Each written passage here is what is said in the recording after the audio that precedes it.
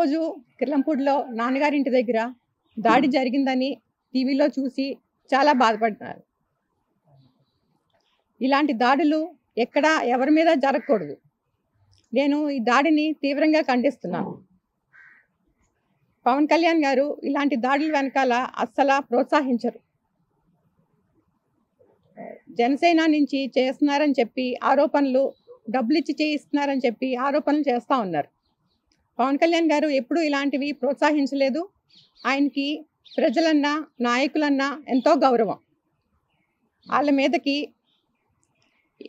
ఏం చేసినా సరే వాళ్ళని ఖండిస్తూ ఉంటారు.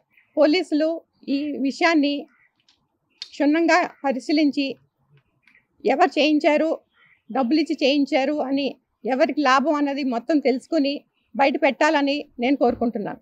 ఈ వ్యక్తి ఎవరన్నది ఎవరో తాగేసి చేసినంత మాత్రాన అది జనసేన చేసిందని పార్టీ తరపున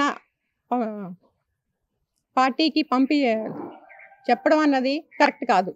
మీటింగ్లకు వచ్చి జనసేన జై జనసేన అన్నంత మాత్రాన వాళ్ళు చేసిన పనిని కూడా ఇలా పార్టీ పరంగా నెట్టడం కూడా అంత కరెక్ట్ కాదని నేను భావిస్తున్నాను.